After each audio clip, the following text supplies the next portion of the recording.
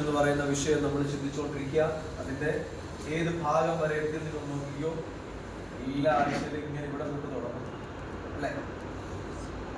ഇവിടെ വരെ എത്തി നമ്മൾ ഈ ഒരു ഭാഗം കംപ്ലീറ്റ്ലി കഴിഞ്ഞില്ലേ? വെളിപ്പാട് പുസ്തകം 7-ാം അധ്യായത്തിൽ വരെ, ഉൽപ്പത്തി തൊട്ട് വെളിപ്പാട് വരെ കർത്താവിന്റെ കാവലുകളെ കുറിച്ച് പറഞ്ഞിട്ടുണ്ട് എന്നുള്ളതിനെ കുറിച്ച് കണ്ടു. എബനേസർ, ദൈവം നമ്മോട് കൂടെ എന്നുള്ളത് കണ്ടു. സങ്കീർത്തനത്തിൽ ഈ ഒരു അധ്യായം ഇതെല്ലാം നമ്മൾ കണ്ടു. പല പ്രാവശ്യവും നമ്മൾ ചിന്തിച്ചു. നിങ്ങൾക്ക് ഓരോ സങ്കീർത്തനം വായിക്കുമ്പോഴും നിങ്ങൾ ഓർത്തോണം, അതിനകത്തെല്ലാം ദൈവത്തിന്റെ കാവലുകളെ കുറിച്ച് ചിത്രീകരിക്കുന്ന വാക്യങ്ങളാണ്. കാവലുകളെ കുറിച്ച് കാണാമോ? കാണാം, അല്ലെങ്കിൽ ഫ്രണ്ടോട്ട് കയറിയാണ്. കാവലുകളെ കുറിച്ച് പറഞ്ഞു. ഇസ്രയേലിന്റെ ചരിത്രങ്ങളൊക്കെ ഞാൻ പറഞ്ഞു. ഇസ്രയേലിന്റെ ചരിത്രങ്ങൾ ഇത് ഞാൻ വീണ്ടും വരുന്ന ദിവസങ്ങളിൽ ഞാനത് പറയാം. വരുന്ന ദിവസങ്ങളിൽ നമ്മൾ ഈ ഒരു വിഷയം ചിന്തിച്ചു.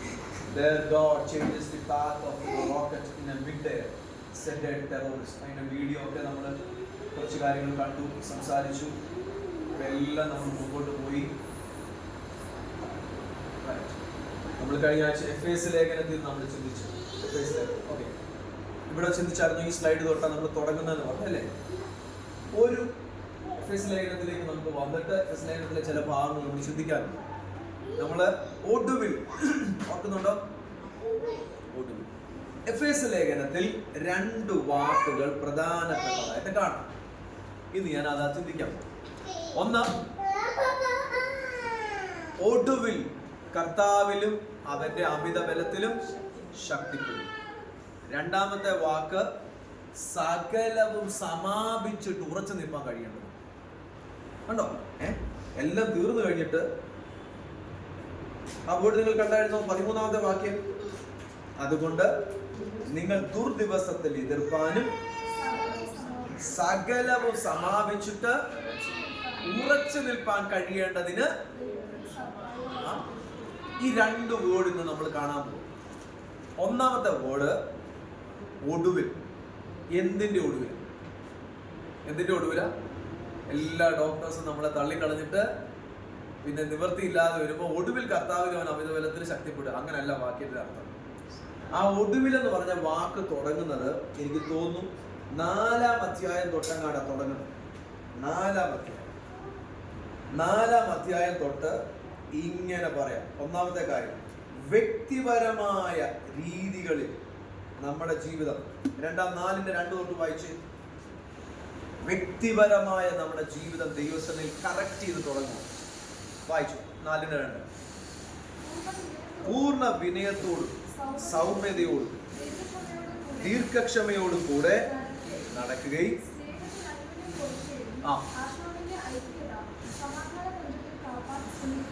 കണ്ടോ? അത്രയും വേർഡ് മതി. താഴോട്ട് വരുമ്പോൾ അതിന് എക്സ്പ്ലനേഷൻ ഉണ്ട്. ഒന്നാമത്തെ കാര്യം, ഒരു വ്യക്തിയുടെ ജീവിതത്തിൽ സാത്താൻ അറ്റാക്ക് കൊണ്ടുവരാൻ ശ്രമിക്കുന്ന ഒന്നാമത്തെ കാര്യമാണ് വ്യക്തിപരമായി ക്ഷമിക്കാത്തത് കാണും. വ്യക്തിപരമായ ഒരു വിടുതൽ നമ്മുടെ ലൈഫിൽ എടുത്തില്ലെങ്കിൽ എന്ത് പറ്റുമെന്ന് അറിയാമോ? സാത്താന് അതൊരു പ്ലാറ്റ്ഫോമായി. കേൾക്കുന്നുണ്ടോ? ഞാൻ പറഞ്ഞ മനസ്സിലാവുന്നുണ്ടോ? വ്യക്തിപരമായി നമ്മുടെ ജീവിതം ദൈവസന്നിധിയിൽ ക്ലെൻസ് ആയില്ലെങ്കിൽ, ശുദ്ധീകരിക്കപ്പെട്ടില്ലെങ്കിൽ എന്തു പറ്റും? സാത്താന്റെ പ്ലാറ്റ്ഫോമായി തീരും. 2 കാര്യം ചോദിക്കാം. നിങ്ങളുടെ ജീവിതത്തിന് നേരെ സാത്താൻ വരിക. ഒരു ഉദാഹരണം പറയാം. മദ്യപാനത്തിന്റെ ആ പോര് നിങ്ങളുടെ നേരെ വരുന്ന സമയത്ത് എത്ര മദ്യപാനത്തിന്റെ ഗ്ലാസ് കാണിച്ചു, ഫോട്ടോ കാണിച്ചു, നിങ്ങൾ മൈൻഡ് ചെയ്യുന്നില്ല. പക്ഷെ മൈൻഡ് ചെയ്യാതിരുന്ന അവൻ തോറ്റ പിന്മാറിപ്പോ. അതേസമയം മദ്യപാനം കാണുമ്പോൾ നമ്മളൊന്ന് നോക്കി, ഒന്ന് അടുക്ക ചെന്നു, പിന്നെ ഒന്ന് ചെന്നു. അത് കാണും പിശാചിനറിയാം ഇവന്റെ ഉള്ളിൽ അത് കിടപ്പുണ്ട്, ഹീലിംഗ് നടന്നിട്ടില്ല. നമ്മുടെ അകത്തിരിക്കുന്നത് പലതും പിശാചിന് അറിയത്തില്ല. നമ്മൾ എപ്പോൾ എക്സ്പോസ് ചെയ്യുമോ അന്നേരമേ സാത്താൻ അറിയുന്നു. നിങ്ങൾ ഒരിക്കൽ എക്സ്പോസ് ചെയ്താൽ ജീവിതത്തിന്റെ ആ മേഖലകളെ പിന്നെ രണ്ടാമത് നിങ്ങൾ ജയിക്കുന്നിടം വരെ അവന്റെ അറ്റാക്ക് പോകുന്നു. മനസ്സിലായോ? നിങ്ങളുടെ ആ നിങ്ങൾ എക്സ്പോസ് ചെയ്യും. നിങ്ങൾക്ക് മദ്യപാനം തന്നെ എടുക്കാം. ഇവിടെ ആർക്കും അതില്ലല്ലോ. മദ്യപാനം എടുത്തു, മദ്യപിച്ചു, കുറെ മദ്യപാനം, പിന്നെ നിന്റെ കൂട്ടുകാര് കിട്ടുന്നത്, നീ പോകുന്നിടത്ത് കിട്ടുന്നത്, ഡോർ അടച്ചു, സൗണ്ട്. നീ പോകുന്നിടത്ത്, നീ വരുന്നിടത്ത്, എവറി ഏരിയയിൽ എന്തുകൊണ്ടെന്നറിയാം, ഈ മദ്യപാനത്തിന്റെ ഫ്രണ്ട്സിനെ അതിനെ ഇതിനെ ഒക്കെ ആയിരിക്കും കിട്ടുന്നത്. നീ പിന്നെ അതിനെ ജയിച്ചു കഴിഞ്ഞാൽ പിന്നെ ഇവൻ നിന്നെ അറ്റാക്ക് ചെയ്യാൻ പറ്റില്ല, ആ ഏരിയയിൽ അറ്റാക്ക് ചെയ്യാൻ പറ്റില്ല. നമ്മുടെ ഉള്ളിൽ കിടക്കുന്ന എക്സ്പോസ് ആയി കഴിഞ്ഞു കഴിഞ്ഞാൽ എന്ത് പറ്റുമെന്നറിയാമോ? ആ കാര്യത്തെ വെച്ചോണ്ട് ആദ്യമേ നമ്മുടെ ലൈഫിൽ പൗലോസ് പറയുക, നിങ്ങളുടെ വ്യക്തിപരമായ ജീവിതത്തിൽ ക്ലെൻസിങ് വേണം. എഴുതി വെച്ചു എവിടെയൊക്കെയാ ക്ലെൻസിങ് വേണ്ടിയത്. ഞാൻ പറയാൻ പോകും എവിടെയൊക്കെയാ ക്ലെൻസിങ് വേണ്ടിയത്, നിങ്ങൾ എഴുതി വെച്ചു. പറയാൻ പോകും. ഒന്നാമത്തെ ഏറിയ നമുക്ക് സ്പിരിച്വലി ഒരു ക്ലെൻസിങ് വേണം. സ്പിരിച്വലി, ആത്മീകമായി ദൈവത്തോടൊരു നല്ല ബന്ധമാണ്. അത് തുടങ്ങിയ എന്ത് പറ്റുന്നറിയാമോ? ബാക്കിയുള്ള ഏരിയയിലോട്ടൊക്കെ റിഫ്ലക്ഷൻ തുടങ്ങും. ചിലർക്ക് ദൈവത്തോടുള്ള ബന്ധത്തിൽ മൊത്തം പരിഭവവും പരാതിയും പ്രശ്നവും. അതുകൊണ്ടെന്താ, ഉള്ള സറൗണ്ടിങ്ങിൽ മൊത്തം ഇതിനേക്കാളും കൂടുതൽ ദൈവത്തോടുള്ള ബന്ധം. അതാ എന്നെ ഇങ്ങനെ ആക്കിയത്, എന്നെ എന്തിനാണ് സൃഷ്ടിച്ചത്, എന്തിനാണ് ഞാൻ എത്ര പ്രാർത്ഥിച്ചിട്ട് ഇങ്ങനെ അങ്ങ് തുടങ്ങിക്കഴിഞ്ഞാൽ ഇവിടെ മൊത്തം പരാതി കുറച്ചില്ല. ആദ്യം ഹീലിംഗ് നടക്കട്ടെ ദൈവത്തോടുള്ള ബന്ധത്തിൽ. ഹീലിംഗ്, ആദ്യത്തെ ഹീലിംഗ് നടക്കണം ദൈവത്തോടുള്ള ബന്ധത്തിൽ. ഹീലിംഗ് നടക്കണം, അത് സ്പിരിച്വലി ഹീലിംഗ് നടക്കണം. 2, നിങ്ങളുടെ സൈക്കോളജിക്കൽ തലത്തിൽ, സൈക്കോളജിക്കൽ മാനസിക ലെവലിൽ ഹീലിംഗ് നടക്കണം. സൈക്കോളജിക്കൽ ഏരിയ, ലൈഫ് ലൈൻ മിനിസ്ട്രീസിനാണെങ്കിൽ സൈക്കോളജിക്കൽ ഏരിയകളിൽ നിന്നൊക്കെ കിടക്കുന്ന സാധനങ്ങൾ പുറത്തെടുക്കാനുള്ള വർക്ക്ഷോപ്പ്. ഇത് ചർച്ച് സർവീസ് ആയതുകൊണ്ട് ഞാൻ അങ്ങനെ ചെയ്യുന്നില്ല. പക്ഷെ നോർമലി വർക്ക്ഷോപ്പുകളിൽ കൂടെ പുറത്ത് എടുക്കാൻ പറ്റും. 15-20 വർഷത്തിന് പുറകെ, ഡു യു റിമെമ്പർ ദാറ്റ്? 15-20 വർഷങ്ങൾക്ക് പുറകിൽ നമ്മുടെ മനസ്സിൽ കയറി കിടക്കുന്ന സാധനത്തെ പുറത്തെടുക്കാം. ഞങ്ങൾക്ക് വർക്ക്ഷോപ്പ് ഉണ്ട്, പുറത്തെടുക്കാം കേട്ടോ. സോ സൈക്കോളജിക്കൽ ഹീലിംഗ് ഞാൻ നിങ്ങൾക്ക് നല്ലൊരു ഉദാഹരണം നിങ്ങൾക്ക് പറഞ്ഞു തരാം. നോർമലി അനേകരുടെ ലൈഫിൽ നടന്നേക്കുന്ന ഒത്തിരി പേരുടെ ലൈഫിൽ ഇന്നർ ഹീലിംഗ് ഒക്കെ എടുക്കുമ്പോൾ ആശയം ഇന്നർ ഹീലിംഗിന്റെ കാര്യം പറയുകയും ചെയ്തു. പക്ഷെ ഇന്നർ ഹീലിംഗിന്റെ ക്ലാസ്സുകളൊക്കെ എടുക്കുന്ന സമയത്ത് അവർ പഠിപ്പിക്കുന്ന ഒരു കാര്യം, ചില വ്യക്തികളെ കണ്ടു കഴിഞ്ഞാൽ നല്ല വെള്ളം ഒഴുകുന്നത് പോലെ, അയ്യോ നല്ല തെളിഞ്ഞ വെള്ളം, ഒരു കുഴപ്പമില്ല, നല്ല സുന്ദരമായ വെള്ളം. പക്ഷേ നമ്മൾ എപ്പോഴെങ്കിലും ആ വെള്ളത്തിലോട്ട് ചിലപ്പോൾ വെളിപ്പാട് കർത്താവ് കാണിച്ചു, ആ വെള്ളത്തിലോട്ട് കൊണ്ട് കാല് വെച്ചു, ഒറ്റ കലക്കൽ. ഇത് കാണിക്കുന്ന എന്തോന്നറിയാമോ? ഇത് കാണിക്കുന്നത് ആ വ്യക്തിയുടെ പുറമേ കാണാനൊന്നുമില്ല, പക്ഷെ ആളിന്റെ അടുക്കലോട്ട് ജീവിതത്തിലോട്ടൊന്ന് ഇറങ്ങി നോക്കണം.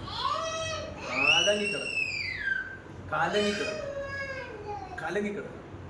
നിങ്ങൾ നിങ്ങളോട് തന്നെ ചോദിക്കണം, ഞാൻ അങ്ങനെ ആണോ? എൻ്റെ ലൈഫിനകത്തേക്ക് ആരെങ്കിലും ഒരാൾ ഇറങ്ങി വന്ന കലക്കലായിരിക്കും. ഇനി മറ്റു ചിലരുടെ ലൈഫ് എങ്ങനെയാണെന്നറിയോ? കലക്കൽ തന്നെയല്ല, അതിനകത്തൂടെ കലങ്ങിക്കഴിഞ്ഞാൽ നാറുന്നത് കൂടെ പുറത്തു വരും. ഞാൻ പറയുന്നത് മനസ്സിലാവുന്നത്? ഇതൊരു പല സമയത്തും ജനറലി സ്പിരിച്വലി ദൈവം കാണിക്കുന്നതും ഇന്നർ ഹീലിംഗ് എടുക്കുന്ന സമയത്ത് മനസ്സിലാക്കി തരാൻ പറ്റുന്ന ഏറ്റവും നല്ലൊരു ഇലിസ്ട്രേഷനാണ്. ചിലരുടെ ലൈഫിലേക്ക് കാലം കൊണ്ടിറക്കി വെച്ച് കഴിഞ്ഞാൽ കലങ്ങി.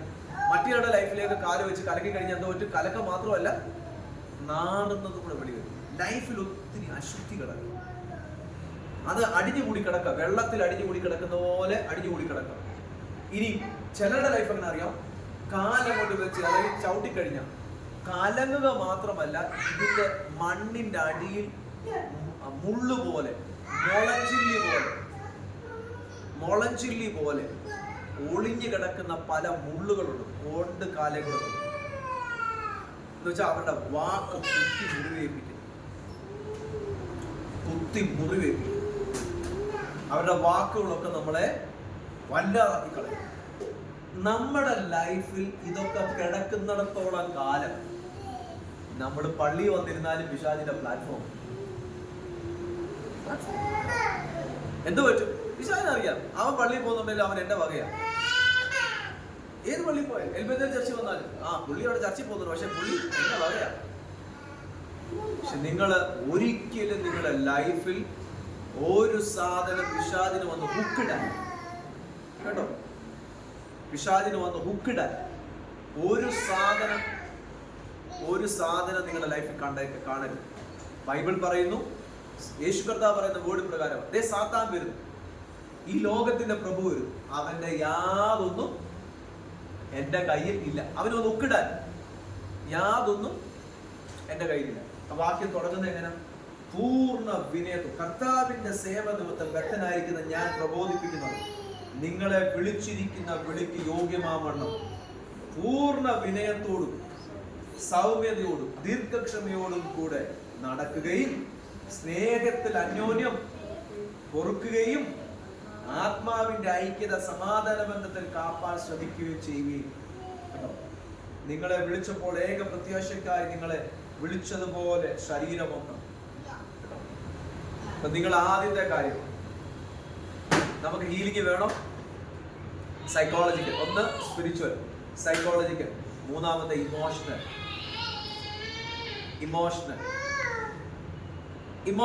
ഹീലിംഗ്.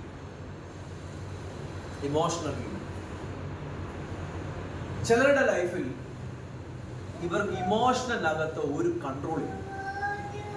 മുന്നോട്ട് വരുമ്പോൾ ഞാൻ പഠിപ്പിച്ചത്, കഴിഞ്ഞ ആഴ്ച പഠിപ്പിച്ചത് അത് തന്നെയാണ്. നെഞ്ച് എന്തിനെ കാണിക്കുന്നതാ? നീതി എന്ന കവചം നെഞ്ച് ധരിക്കണമെന്ന്. എന്തിനാ നെഞ്ച് എന്തിനെ കാണിക്കുന്ന? വികാരങ്ങൾ. തല എന്തിനെ കാണിക്കുന്നതാ? ചിന്തകളും ഇമാജിനേഷനും. ചിന്തകളും ഭാവനകളും ഇമാജിനേഷൻ. ചിലർക്ക് ഒരു കാട് കയറി ചിന്തകളാണ്. ഒരു ഗ്രൂംഡ് ട്രെയിൻഡ് ചിന്തകളല്ല. മനസ്സിലാകുന്നുണ്ടോ? ഒരു ട്രെയിൻഡ് ആയിട്ടൊരു തോട്ട്സ് അല്ല. എല്ലാ ചിന്തകളും കയറി തലയ്ക്ക് മുന്നിൽ. ഇന്നത്തെ നമ്മുടെ ഫോണൊക്കെ 2 സിം ഇടാൻ പറ്റുന്ന ഫോണാണ് എൻ്റെ ഫോൺ. 4 സിം ഇടാൻ പറ്റുന്ന ഫോൺ വരെ ഞാൻ കണ്ടിട്ടുണ്ട്. 4 സിം ഒറ്റ എല്ലാ സിമ്മിലും കയറി. അതുപോലെ നമ്മൾ വരും, നമ്മുടെ തലയ്ക്കകത്ത് ഒരു 10-20 സിമ്മൊക്കെ വെച്ചാണ് നടക്കുന്നത്. വഴിയെ പോകുന്ന സിഗ്നൽ മൊത്തം കയറി നമ്മള്. നിങ്ങൾ ആരും മിണ്ടാതിരിക്കുന്നത്, മലയാളം മനസ്സിലാകാത്തവരെ പോലെ ഇരിക്കുന്നത്. നമ്മുടെ ചിന്തകൾ ഗ്രൂണ്ടായി എന്ത് എവിടുന്ന് എന്നുള്ളത് ചിന്തിച്ചു മാത്രമേ അകത്തോട്ട് കയറ്റാവൂ. എല്ലാം പിശാചം വന്ന് ഭയങ്കര നല്ല ആശയം പറയും. കണ്ടില്ലേ, ആ ഫ്രൂട്ട്സ് കഴിച്ചാൽ നീ ദൈവത്തെ പോലെയാവും. ഈ പുള്ളി അങ്ങനെ ആകാൻ നോക്കിയത് ഇവിടെ വരെ ആയത്. ഈ പുള്ളി ദൈവത്തെ പോലെ ആകാൻ നോക്കിയതാണ് ഈ ഷേപ്പിലായത്. നമ്മളോടും വന്ന് പറയും, അയ്യോ നീ കഴിച്ചാൽ നിനക്കൊന്ന് ദൈവത്തെ പോലെ ആകാൻ പറ്റും. തിങ്ക്. അപ്പം ഇമോഷണൽ, ഫിസിക്കൽ. ഫിസിക്കലി ലെവലിൽ നിങ്ങളുടെ ലൈഫ് ക്ലെൻസ് ആയിരിക്കണം, ശാരീരികമായി. അപ്പൊ spiritually, psychologically, emotionally, physically, socially. ഞാൻ ഇതൊക്കെ പല രീതികളിൽ ആ ബോർഡ് പഠിക്കാം. നിങ്ങളുടെ ലൈഫ് ക്ലെൻസ് ആയിരിക്കണം. ഇനി സോഷ്യലി ഉള്ളത് ഞാൻ നിങ്ങളോട് തൊടാൻ പോകും. അപ്പൊ നിങ്ങൾ 4-ാം അധ്യായത്തിലേക്ക് വന്നേ. 4-ാം അധ്യായത്തിലേക്ക്. പിശാചിന് നിങ്ങളുടെ മേൽ ഉക്കിടണമെങ്കിൽ അവൻ വരുമ്പോ എന്തെങ്കിലും ഉക്കിടാനുള്ള സാധനം കാണണോ? പറഞ്ഞോ, കാണരുത് കേട്ടോ. ഉക്കിടാനുള്ള സാധനം കാണരുത്. ഇനി താഴോട്ട് പറയാ, താഴോട്ട് 4-ാം അധ്യായം ഓരോന്ന് പറഞ്ഞിട്ട്, കോപിച്ചാൽ പാപം ചെയ്യാതിരിപ്പി, സൂര്യൻ അസ്തമിക്കുവോളം കോപം വെച്ചോണ്ടിരിക്കല്ല, പിശാചിന് ഇടം കൊടുക്കല്ല എന്നെല്ലാം പറഞ്ഞിട്ട് വ്യക്തിപരമായ ജീവിതം കഴിഞ്ഞിട്ട് 2ാമത് വരിക, കുടുംബത്തിലേക്ക് വരിക. കുടുംബത്തിലേക്ക്, ഭാര്യയും ഭർത്താവുമായിട്ടുള്ള കുടുംബത്തിലേക്ക് വരിക. 5-ാം അധ്യായം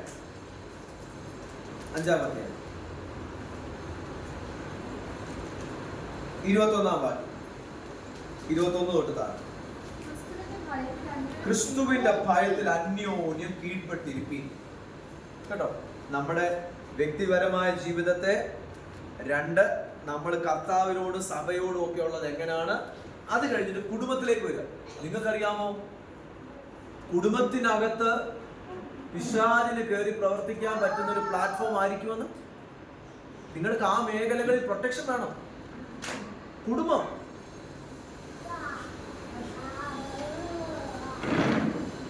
കുടുംബം. ചില വ്യക്തികൾക്ക് ശുശ്രൂഷപരമായിട്ട് ഒരു കുഴപ്പമില്ല, പക്ഷെ കുടുംബത്തിൽ പ്രശ്നമാണ്. ബൈബിൾ പറഞ്ഞേക്കാം കുടുംബം.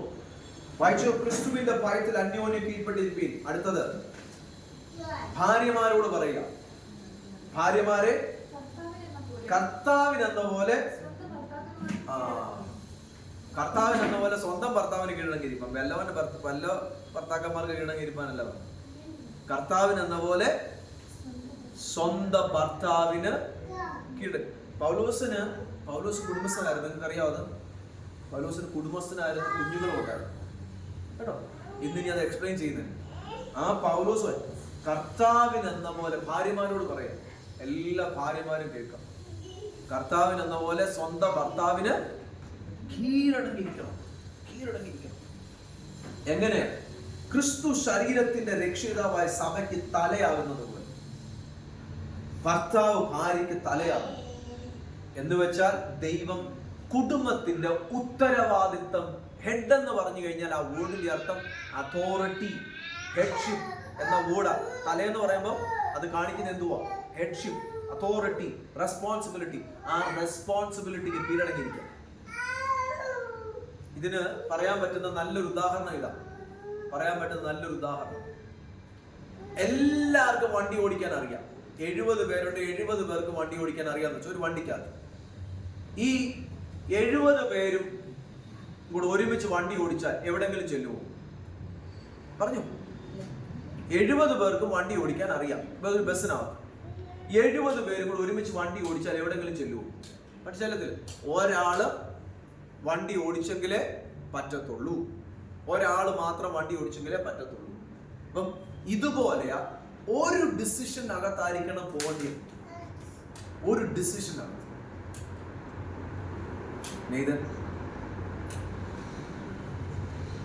ഒരു ഡിസിഷനകത്തായിരിക്കണം പോകേണ്ടത്. അപ്പം ഭാര്യയുടെ തല എന്ന് പറയുന്നത് ആ ഹെഡ്ഷിപ്പ്, അതോറിറ്റി. ദൈവം അങ്ങനെ ആക്കിയേക്കുന്നത്. അങ്ങനെ ഭർത്താവിന്റെ തല അല്ലെങ്കിൽ കുടുംബത്തിന്റെ തല ആരാ? ക്രിസ്തുവ. സഭയുടെ തല ആരാ? ഇല്ലില്ല, ഞാൻ അവിടുത്തെ തല എന്ന് പറഞ്ഞ നടക്കത്തില്ല. യു റിബല്ലി, നീ ദൈവത്തിന്റെ അധികാരത്തിന് റിബല്ലിയൻ എല്ലാവർക്കും കോൺസിക്വൻസ്. റിബല്ലിയൻ എല്ലാവർക്കും ഒന്നാമത്തെ സിസ്റ്റം. അടുത്തത് കണ്ടോ? എന്നാൽ സഭ ക്രിസ്തുവിന് കീഴടങ്ങിയിരിക്കുന്നത് പോലെ ഭാര്യമാരും ഭർത്താക്കന്മാർക്ക് സകലത്തിലും കീഴടങ്ങിയിരിക്കണം. അപ്പം ഭാര്യമാർക്കുള്ള ഉത്തരവാദിത്വം ആ ഏരിയ നീ സെറ്റിൽ ചെയ്യുക. ഭാര്യമാരോട് പറയാം. ഇനി രണ്ടാമത് തുടങ്ങുക. രണ്ടാമത് ആരോടാന്ന് ചോദിച്ചേ? 25-ാം വാക്യം. ഭർത്താക്കന്മാരെ, എല്ലാ ഭർത്താക്കന്മാരും കേൾക്കണം. ഭർത്താക്കന്മാരെ, ക്രിസ്തു സഭയെ സ്നേഹിച്ചതുപോലെ. അവിടെ എഴുതിയേക്കുന്നുണ്ടല്ലോ, വല്ലവന്റെ ഭാര്യയെ സ്നേഹിക്കാനല്ല എഴുതിയേക്കുന്നത്. നിങ്ങളുടെ ഭാര്യയെ സ്നേഹിക്കുക. ക്രിസ്തുവും സഭയെ. എന്തിനാ സഭയെ പറയുന്നത്? സഭ എന്തിനാ പറയുന്നത്? യേശുവിന്റെ രക്തം കൊടുത്ത് വീണ്ടെടുത്തതാ സഭ. അങ്ങനെ സ്നേഹിക്കണോ? ചോറ് വെച്ച് തരുന്നതുകൊണ്ടോ, ഫുഡ് ഉണ്ടാക്കി തരുന്നതുകൊണ്ടോ, വീടിന്റെ കാര്യം നോക്കുന്നതുകൊണ്ടോ, കാശുണ്ടാക്കി തരുന്നതുകൊണ്ടോ, ജോലി ചെയ്യാൻ പോകുന്നതുകൊണ്ടോ, അല്ലെ കുടുംബമായിട്ട് ജീവിക്കണോ എന്നുള്ളത് അതുകൊണ്ടല്ല. എന്തുകൊണ്ടാ സ്നേഹിക്കണം എന്ന് പറഞ്ഞ? ഭർത്താക്കന്മാരെ ക്രിസ്തുവും സഭയെ. ആ സഭ എന്നുള്ള വേർഡ് പഠിച്ചു നോക്കുക. എങ്ങനെ യേശു കർത്താവ് തന്റെ സഭ മണവാട്ടി ആകുന്ന സഭയെ വീണ്ടെടുത്തത്? എങ്ങനെ? ജീവൻ കൊടുത്ത. അപ്പൊ എങ്ങനെയാ ഭാര്യയെ സ്നേഹിക്കേണ്ടി? എന്തോ പറ്റി ഭർത്താക്കന്മാർ ഉണ്ടായിരിക്കുന്നത്? സോളമനയ്യ, എങ്ങനെ ഭാര്യയെ സ്നേഹിക്കണം? ജീവൻ കൊടുത്തു. നമ്മളോട് പറഞ്ഞേക്കാം, അവരോട് മാത്രമല്ല. അപ്പൊ നമ്മളുള്ള ഉത്തരവാദിത്വം മൊത്തം അവരുടെ മണ്ടയ്ക്ക് കിട്ടും. പക്ഷെ ബൈബിള് ഒരുത്തനെ വിട്ടിട്ടില്ല. ബൈബിള് ആരെയും വിട്ടിട്ടില്ല. ഭർത്താക്കന്മാരെ ക്രിസ്തു സഭയെ സ്നേഹിച്ചതുപോലെ എങ്ങനെ? നിങ്ങളുടെ ഭാര്യമാരെ, അവനവന്റെ ഭാര്യമാരെ സ്നേഹിപ്പി, അല്ലെ? അപ്പൊ ഭർത്താക്കന്മാർക്കുള്ള ഡ്യൂട്ടി ഇനി വരുന്നുണ്ട്. അവൻ അവളെ വചനത്തോടു കൂടിയ ജലസ്നാനത്താൽ വെടിപ്പാക്കി വിശുദ്ധീകരിക്കേണ്ടതിനും കറ, ചുളുക്കം മുതലായതൊന്നുമില്ലാത്ത സഭയെ കണ്ടോ ശുദ്ധവും നിഷ്കളങ്കവുമായ തനിക്ക് തന്നെ തേജസ്സോടെ മുൻനിർത്തേണ്ടതിന് തന്നെത്താൻ അവൾക്ക് വേണ്ടി കേട്ടോ. അപ്പം സഭയെ എങ്ങനെ സ്നേഹിക്കണമെന്ന് വ്യക്തമായിട്ട് ഭർത്താക്കന്മാരോട് പറഞ്ഞിട്ടുണ്ട്. എങ്ങനെ സ്നേഹിക്കേണ്ടത്? അവളെ കറ, ചുളുക്കം ഒന്നുമില്ല. യു ഹാവ് ടു പ്രൊട്ടക്ട് ചെയ്യുന്ന ഓടിന്റെ അർത്ഥം കേട്ടോ. യു ഹാവ് ടു പ്രൊട്ടക്ട് ഏൽപ്പിച്ചു. ഇനി ആ വണ്ണം ഭർത്താക്കന്മാരും തങ്ങളുടെ ഭാര്യമാരെ സ്വന്തം ശരീരങ്ങളെ പോലെ സ്നേഹിക്കേണ്ടതാകുന്നു. ഭാര്യയെ സ്നേഹിക്കുന്നവൻ തന്നെത്താൻ സ്നേഹിക്കുന്നു. ആർക്കും മലയാളം അറിയത്തില്ലെന്ന് തോന്നുന്നു അല്ലേ? ഭർത്താക്കന്മാർക്കുള്ളതെല്ലാം പറഞ്ഞിട്ട് ഇനി 29-ാം വാക്യം തൊട്ട് വായിച്ച് അടുത്ത് തുടങ്ങും. അടുത്ത ഏരിയയിലോട്ട് പോകും. അപ്പൊ കുടുംബത്തിനകത്ത് ഒരു ക്ലെൻസിങ്. നിങ്ങൾ എന്നെ ഒന്ന് ശ്രദ്ധിച്ചു ഒന്നും കൂടെ. ആദ്യം ആരോടെ ക്ലെൻസിങ് വേണ്ടിയേ? ആദ്യം ആരോടെ ക്ലെൻസിങ് വേണ്ടി? ദൈവത്തോട് നമ്മുടെ ലൈഫ് തീർപ്പാണ്. രണ്ടാമത് ആരോട് വേണം? നിങ്ങൾ പറഞ്ഞേ, നിങ്ങളെ തന്നെ. ഞാൻ പറഞ്ഞ ആദ്യം ആരോടാ ക്ലെൻസിങ് വേണ്ടിയേ? നിരപ്പ് പ്രാപിക്കേണ്ടി ആരോടാ? നിങ്ങൾ പറ ദൈവത്തോട്. രണ്ടാമത് ആരോട് നിരപ്പ് പ്രാപിക്കണം? നമ്മളോട് തന്നെ ക്ലെൻസ് ചെയ്യണം, നിരപ്പ് പ്രാപിക്കണം. ചിലരെ തന്നെ ഇഷ്ടമല്ല. ചിലരെ തന്നെ എന്നെ കണ്ടാ കൊള്ളത്തില്ല, എന്റെ കാല് ഇഷ്ടമല്ല, കൈ ഇഷ്ടമല്ല, ഇതൊന്നും ഇഷ്ടമല്ല എന്നൊക്കെ പറഞ്ഞ് നമ്മളെ തന്നെ അല്ല. നിനക്ക് നിന്നോട് തന്നെ ഒരു ബഹുമാനം അല്ലെ? നമുക്ക് നമ്മളെ തന്നെ അക്സെപ്റ്റ് ചെയ്തില്ല. ആരും നിങ്ങൾ അക്സെപ്റ്റ് ചെയ്തില്ല കേട്ടോ. നിങ്ങളെ തന്നെ നിങ്ങൾ അക്സെപ്റ്റ് ചെയ്തില്ലെങ്കിൽ ആരും നിങ്ങളെ അക്സെപ്റ്റ് ചെയ്യും. നമ്മുടെ ലൈഫിൽ ക്ലെൻസിങ് വേണം. ക്ലെൻസിങ്. എൻ്റെ ലൈഫിൽ എനിക്ക് എന്നെ തന്നെ ഇഷ്ടമാണ്. ഞാൻ ഇടയ്ക്ക് പറയാം, എൻ്റെ മക്കൾ എന്നെ പോലെ ആകണമെന്ന് എനിക്ക് ആഗ്രഹമാണ്. എൻ്റെ മക്കൾ പണ്ടത്തെ റോയിയെ പോലെ ആകല്ലെന്ന് പുള്ളി വഴക്കാളിയാണ്. പക്ഷെ എൻ്റെ ലൈഫിൽ ദൈവം എന്നെ തൊട്ടതിന് ശേഷം എൻ്റെ ലൈഫിൽ പറ്റിയ മാറ്റം എനിക്ക് ചിലപ്പോൾ എൻ്റെ ലൈഫിൽ പരാജയമുണ്ട്. ഞാൻ പെർഫെക്റ്റ് ആണെന്നല്ല, എൻ്റെ ലൈഫിൽ പരാജയങ്ങളുണ്ട്. പക്ഷെ ചില സമയത്തൊക്കെ എൻ്റെ കുഞ്ഞുങ്ങൾ എന്നെ പോലെ ആയിരുന്നില്ലേ. കാരണം എൻ്റെ ഉള്ളിൽ എന്നോട് തന്നെ എനിക്കൊരു ബഹുമാനമുണ്ട്. പൊങ്കച്ച പറയുന്നല്ല, നിങ്ങൾ അങ്ങനെ ആകണം കേട്ടോ. നിങ്ങൾക്ക് തന്നെ അങ്ങനെ ആയെങ്കിലേ പറ്റും. ഇനി അടുത്തത്, ആരും ജഡത്തെ, ഭാര്യ ഭർത്താവും കഴിഞ്ഞു, ആരും ജഡത്തെ ഒരു നാളും പകച്ചിട്ടില്ലല്ലോ. ക്രിസ്തുവും സഭയെ സ്നേഹിക്കുന്നത് പോലെ അതിനെ പോറ്റി പുലർത്തിയത് ചെയ്യുന്നത്. നാം അവന്റെ ശരീരത്തിന്റെ അവയവങ്ങളല്ലയോ? ശരി, നിങ്ങൾ എല്ലാവരും എന്നെ അടുത്ത് ശ്രദ്ധിച്ചു. കയ്യ, ഈ ചെറിയ വിരലും കൊണ്ട് എന്തെങ്കിലും പ്രയോജനമുണ്ടോ? ചെറിയ വിരലും കൊണ്ട് എന്തെങ്കിലും പ്രയോജനമുണ്ടോ? കാലയിലെ ഒരു കൊച്ചു വിരലുണ്ടോ? എന്തെങ്കിലും പ്രയോജനമുണ്ടോ? ഉണ്ടോ? ഇല്ല. പിന്നെ മുറിച്ച് കളഞ്ഞേ. നമുക്ക് വേറെ മുടിയും കൊണ്ടൊക്കെ എന്തെങ്കിലും പ്രയോജനം ഉണ്ടോ? ഉണ്ടല്ലേ? വെയിലടിക്കാതെ ചെറിയ വിരല്. ബൈബിൾ പറഞ്ഞേക്ക ഓരോ അവയവവും കർത്താവിന്റെ സഭയ്ക്കകത്ത് അവയവത്തിന് അതതിന്റെ ഉത്തരവാദിത്വം ഉണ്ടോ? നിങ്ങൾ പറഞ്ഞേ. ഉണ്ട്. ഈ കയ്യെ വന്നൊരു ഈച്ച ചെയ്തു. അപ്പൊ ഈ കൈ പറയാമോ, നിന്റെ കയ്യല്ലേ, അങ്ങേ കയ്യല്ലേ ഈച്ച ഇരുന്നേ, അതുകൊണ്ട് നിന്റെ കയ്യിൽ ഇരുന്നിട്ടില്ല, അതുകൊണ്ട് ഒരു കുഴപ്പമില്ല, അങ്ങനെ പറയാമോ? അങ്ങനെ പറയുന്നുണ്ട്. ഓർത്തോ, ഈ കൈക്ക് കുഷ്ഠം വന്നു. കാരണം സെൻസേഷൻ ഇല്ല, അല്ലെങ്കിൽ മനസ്സിലാകുന്നില്ല. ഈ കയ്യിൽ വന്ന് ഇരിക്കുമ്പോഴേ പെട്ടെന്ന് ഈ കൈക്ക് അറിയാം, തലയ്ക്ക് വേദന എടുക്കുന്നു, ശരീരത്തിന് വേദന എടുക്കുന്നു. നിങ്ങളുടെ കാലേ വന്നൊരു ഈച്ചയോ മുള്ളോ കൊണ്ട നിങ്ങളുടെ ഈ കൈ പോയി എന്തോ എടുക്കും? ആ മുള്ള എടുത്തു കളയാമോ? കാലയിൽ എടുത്തു കളയാമോ? ഇങ്ങേ കാലിന് വന്നാലോ എടുത്തു കളയാമോ? ഇങ്ങേ കൈക്ക് വന്നാലോ മത്ത് കളയാം. ഇതുപോലെയാ ദൈവസഭ ജീവൻ ഉള്ളതായിട്ട് കണക്കിലാണ്. ഈ ജീവൻ പോയി കഴിയുമ്പോണ്ടല്ലോ, അനുരാണിക്ക് എന്തോ പറ്റിയാലും എനിക്കെന്ത്, ചോളവനായിക്ക് എന്തോ പറ്റിയാലും എനിക്കെന്ത്, ജീവൻ പോയി. ക്രിസ്തു എന്ന ശരീരത്തിന്റെ ജീവൻ പോയി. അല്ലെങ്കിൽ എന്തോ പറ്റുമെന്നറിയാമോ? വിജിന് പറ്റിയാലും ഇവിടെ ഇരിക്കുന്ന ഏത് ദൈവമക്കൾക്ക് പറ്റിയാലും സഭയ്ക്കകത്തുള്ളത് കൊണ്ട് വേദന എടുക്കും. ഇനി നിങ്ങൾ ഒരു കാര്യം കൂടെ പഠിപ്പിക്കാം. ഒരു കാര്യം എനിക്കാണേ ഉണ്ടല്ലോ, ഇതിപ്പോ അസംബ്ലീസ് ഓഫ് ഗോഡിന്റെ ചർച്ച. ഞാൻ അസംബ്ലീസ് കൊണ്ട് പാസ്റ്റർ, എനിക്ക് ദൈവസഭയുള്ള ഏതായി IPC ആയിരിക്കാം, ചർച്ച് ഓഫ് ഗോഡ് ആയിരിക്കും, ഷാരോൺ ആയിരിക്കും, ദൈവ മക്കൾ എവിടെയെങ്കിലും വേദനപ്പെട്ടു തകരുന്ന എന്റെ ഹൃദയത്തിന് വേദന. പ്രത്യേകിച്ച് ദൈവകൃത്യന്മാർ, എനിക്ക് വേദന. എങ്ങനെ വേദനയാണെന്ന് ചോദിച്ചാൽ എനിക്ക് അവരാരൊന്നും തരാറില്ല. അവരാരൊന്നും തരാം. എനിക്ക് ചിലപ്പോൾ അറിയാൻ വയ്യാത്ത നോർത്ത് ഇന്ത്യയിലുള്ള ദൈവദാസന്മാരായി, പക്ഷെ എനിക്കൊക്കെ വേദന. അയ്യോ, എന്റെ അപ്പന്റെ വേല ചെയ്തുകൊണ്ടിരുന്നവരാണ്. എവിടെയുള്ളവരാകട്ടെ, ഏത് സ്ഥലത്തുള്ളവരാകട്ടെ, എവിടെയുള്ളവരാകട്ടെ, പക്ഷെ നമ്മുടെ ലൈഫിൽ ആ വേദന നമ്മുടെ വേദനയല്ല. നിങ്ങളുടെ ലൈഫിൽ നിങ്ങൾ ഇന്ന് തൊട്ട് ഓർത്തോണം കേട്ടോ. ഒരു കുടുംബത്തിന് ഒരു വേദന വരുമ്പോൾ ജീവൻ ഉണ്ടെങ്കിൽ, എല്ലാവരും അങ്ങോട്ടും ഇങ്ങോട്ടും ജീവൻ ഉണ്ടെങ്കിൽ എന്തോ പറ്റും? എന്ത് പറ്റും? ആന്റിക്കൊരു വേദന വന്നു, അത് നിങ്ങളുടെ വേദനയാണ്, സഭയുടെ വേദന കേട്ടോ. എന്തുകൊണ്ടാ? ഈ നാഡി ഞരമ്പൊക്കെ പോയിട്ടുണ്ടോ? നിങ്ങൾ ഈ നാഡി ഞരമ്പൊന്നും ഇല്ലാത്ത പോലെ ഇരിക്കാറ്. ഈ സാധനം അങ്ങോട്ട് പോയിട്ടുണ്ടോ? എല്ലാം കണക്റ്റഡ് അല്ലേ? നിങ്ങളുടെ കയ്യിലൊന്ന് തൊട്ട് നോക്കിയേ, ഒന്ന് പിച്ച് നോക്കിയേ,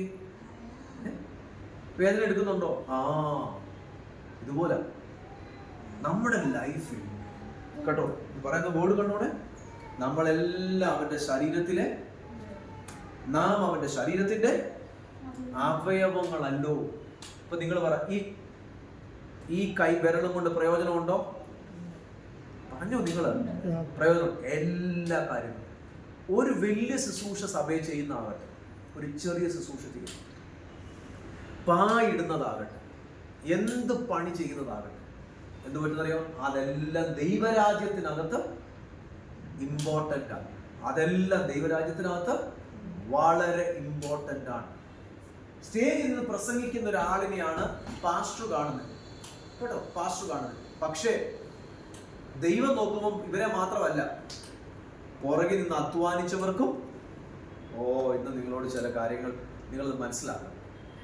കഴിഞ്ഞ ദിവസം കോട്ടയത്ത് മീറ്റിംഗ് ആണ്, നിങ്ങളെല്ലാം പ്രാർത്ഥിച്ചു. ഞാൻ ഇന്ന് രാത്രിയിലും പോവാം. ഇന്ന് രാത്രി തൃശ്ശൂരിൽ പോകും. തൃശ്ശൂരിൽ അടുത്ത 4 ദിവസം leaders pastors conference training programme. അപ്പോൾ ഞങ്ങളുടെ ടീമല്ല ഇന്ന് രാത്രിയോടെ എത്തും. ഞാൻ ഇന്ന് രാത്രി ഇവിടുന്ന് തിരിച്ച് നാളെ രാവിലെ തൃശ്ശൂരിലെത്തും. അടുത്ത 4 ദിവസം, 15-ാം തീയതി വരെ എനിക്ക് പ്രോഗ്രാം. ഈ ആഴ്ച കംപ്ലീറ്റ്ലി വിടില്ല. 15-ാം തീയതി രാവിലെ ഞാൻ ബാംഗ്ലൂരിലെത്തും. ബാംഗ്ലൂരിൽ 2 പ്രോഗ്രാം. കഴിഞ്ഞ ദിവസം കോട്ടയത്തെ മീറ്റിംഗ് ആണ്. എത്ര ബ്ലസ്സഡ് മീറ്റിംഗ് ആണ്. നിങ്ങളൊക്കെ വരാൻ പറ്റുന്ന ഒരു സമയത്ത് നിങ്ങൾ വരണം. ബ്ലസ്സഡ് മീറ്റിംഗ് ആണ്.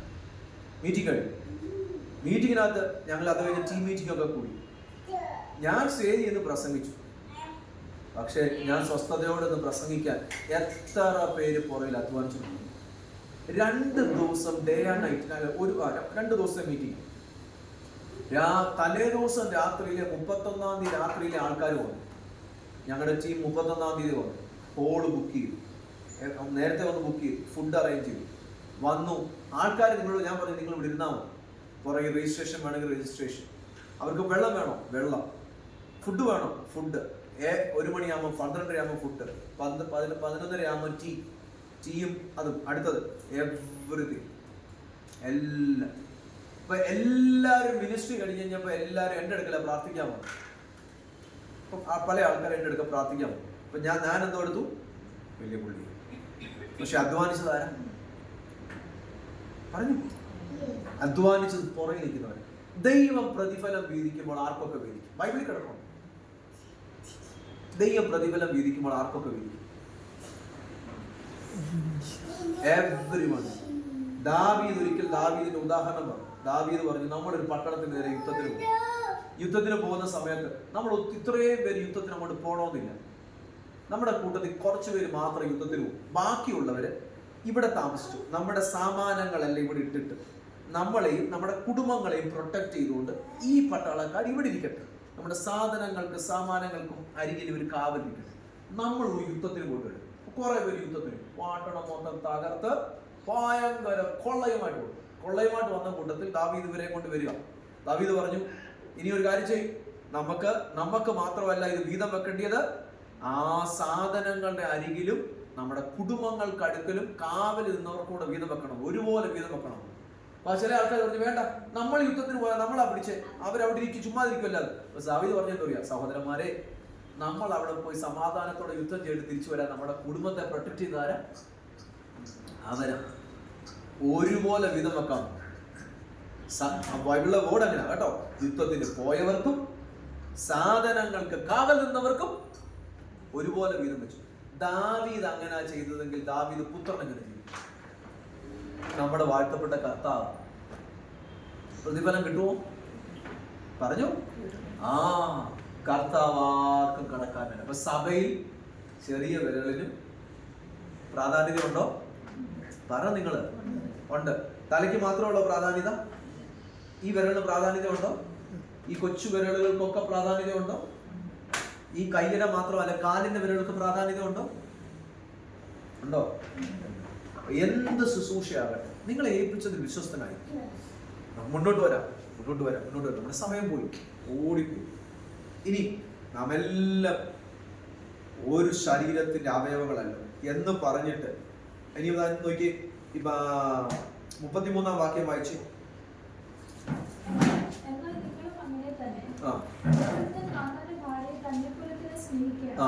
ഭാര്യയോ ഭർത്താവിനെ ഭയപ്പെടണം, ഭർത്താവ് ഭാര്യയെ സ്നേഹിക്കണം. അപ്പൊ നിങ്ങൾ കണ്ടോ, ഒന്നാമത് ദൈവത്തോടുള്ള ബന്ധം ക്ലിയർ ചെയ്യാൻ പറയും. രണ്ട്, നമ്മളോട് തന്നെയുള്ള ബന്ധം ക്ലിയർ ചെയ്യാൻ പറയും. അടുത്തത് ഭാര്യയോട് പറയും, ഭാര്യമാരെ നിങ്ങളുടെ ഭർത്താക്കന്മാർക്ക് കീഴടങ്ങിയിരിക്കണം, ഭർത്താക്കന്മാരെ ബഹുമാനിക്കണം, കർത്താവിനെന്ന പോലെ അവരെ സ്നേഹിക്കണം. അത് കഴിഞ്ഞു ഭർത്താക്കന്മാർ അവിടെ എല്ലാം ഏറിയാലെല്ലാം എന്തിനാ ദൈവത്തിന്റെ വചനം എടുത്തു പറഞ്ഞത്? അവിടെ എല്ലാം പിശാചിന് പ്രവർത്തിക്കാൻ പറ്റിയ പ്ലാറ്റ്ഫോമാണ്. മനസ്സിലാവുന്നുണ്ടോ? അവിടെയെല്ലാം പിശാചിന് പ്രവർത്തിക്കാൻ പറ്റിയ പ്ലാറ്റ്ഫോമാണ്. മനസ്സിലായോ? ഞാൻ പറയുന്നത് മനസ്സിലാവുന്നുണ്ടോ? കുടുംബം എന്നിട്ട് ഭാര്യയും ഭർത്താവിനോട് പറഞ്ഞു. ഇത് കഴിഞ്ഞിട്ട് അടുത്തത് 5-ാം അധ്യായം 6-ാം അധ്യായത്തിന് 1-ാം വാക്യം. മക്കളുമാരോട് പറയാം. മക്കളുമാർ വായിച്ചു. മക്കളെ, നിങ്ങളുടെ അമ്മയപ്പന്മാരെ കർത്താവിൽ അനുസരിക്കും. അതും വേർഡൊക്കെ പറയണം കേട്ടോ. ഒന്നിനും ഒരാളെ പോലും വിടത്തില്ല. മക്കളെ, നിങ്ങളുടെ അമ്മയപ്പന്മാരെ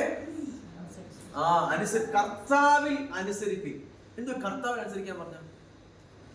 കർത്താവിൽ അനുസരിക്കാൻ പറഞ്ഞ ദൈവവചനവും അതിന്റെ ഉചിതമായ രീതിയിൽ അനുസരിക്കണം. ചില മാതാപിതാക്കൾ മക്കളെ അന്യായ രീതികൾക്ക് വേണ്ടി ദൈവവചനത്തിന് വെളിയിൽ അവരെ പ്രോത്സാഹിപ്പിക്കും. സാരമില്ല, മോഷിച്ചോടാം, അതിനെന്തോ എല്ലാരും മോഷിക്കുന്നു, നീ നോ. അവൻ അങ്ങനെ ചെയ്തു, നീ അവനെ പോയി 2 തല്ല് തല്ലിക്കും. നോ. നീ പാപത്തിന് പോക്കും. നോ. നീ എന്തോ വേണമെങ്കിലും ചെയ്തു, പക്ഷെ യേശുവിനെ മാത്രം സ്നേഹിക്കരുത്, സ്നാനപ്പെടരുത്. അങ്ങനല്ല. നോ. എങ്ങനെ അനുസരിക്കാനാ ബൈബിൾ പറഞ്ഞത്? കർത്താവ്. കെട്ടിച്ചാടാൻ പറഞ്ഞ അപ്പനും അമ്മയും കെട്ടിച്ചാടാൻ പറഞ്ഞ മക്കൾ എന്തോ എടുക്കണം? മിണ്ടാതിരിക്കുന്ന നിങ്ങൾ ചാടുമെന്ന് തോന്നുമല്ലോ. എന്തോ പറയണം, എന്തോ ചെയ്യണം? കർത്താവിൽ അനുസരിക്കണം. കർത്താവിൽ നിങ്ങൾക്ക് ചെയ്യേണ്ടിയത് മാത്രം ചിന്തിച്ച് കർത്താവിന്റെ ഉചിതമെന്ന് തോന്നുന്നോ? ഉചിതം തോന്നുന്നല്ല, പക്ഷെ ഡേഞ്ചറിലോട്ട് പോകുന്നതും നിങ്ങളെ മാതാപിതാക്കളൊരു കാര്യം പറയാം, നിങ്ങൾക്കൊരു പക്ഷെ ഇഷ്ടപ്പെട്ടില്ല, എന്നാൽ നഷ്ടമൊന്നുമില്ലല്ലോ, അതിനനുസരിക്കും. അങ്ങനെയൊക്കെ ഉള്ള കാര്യങ്ങൾ ചെയ്യാം. പക്ഷേ ഞാൻ പറഞ്ഞ രീതിയിൽ മോഷ്ടിക്കാനോ ഉപദ്രവിക്കാനോ വേറൊരു രീതിയിലോ പോയാൽ, എൻ്റെ അപ്പൻ എന്നോട് പറഞ്ഞത് സ്നാനപ്പെടലെന്ന് പറഞ്ഞു. എൻ്റെ പിതാവിനോട് പറഞ്ഞു, നീ സ്നാനപ്പെടല്ലേ. എന്നോട് സ്നാനപ്പെടലെന്ന് പറഞ്ഞിട്ട് പുള്ളി പറഞ്ഞ വേർഡുണ്ട്, ഈ സ്നാനപ്പെട്ടാൽ നിന്നെ പെട്രോൾ ഒഴിച്ച് കത്തിച്ച് കളയും. അങ്ങനെ പറഞ്ഞു എൻ്റെ ചെറുപ്പത്തിൽ. ഈ സ്നാനപ്പെട്ടത് ഞാൻ ഒരു എഴുത്തെഴുതി വെപ്പായി. കർത്താവിന്റെ വചനം പറയുമ്പോൾ സ്നാനപ്പെടണം. പുള്ളി പിന്നെ സ്നാനപ്പെടും. പുള്ളി ഇതെല്ലാം മനസ്സിലാക്കി എല്ലാം റിഗ്രറ്റ് ചെയ്യും. അത് അന്നേരത്തെ അറിവില്ലായ്മ പുള്ളി പറഞ്ഞു. അറിയത്തില്ല. ആ സാമുദായിക മർത്തോമേലുള്ള ഉള്ളതുകൊണ്ട് അന്നത്തെ സ്പിരിറ്റ്, മർത്തോമയുടെ സ്പിരിറ്റല്ല, പിശാചിന്റെ സ്പിരിറ്റ്. സോ അങ്ങനെ ആയിപ്പോയി.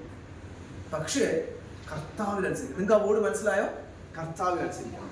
അടുത്തത്, നിനക്ക് നന്മയുണ്ടാകാനും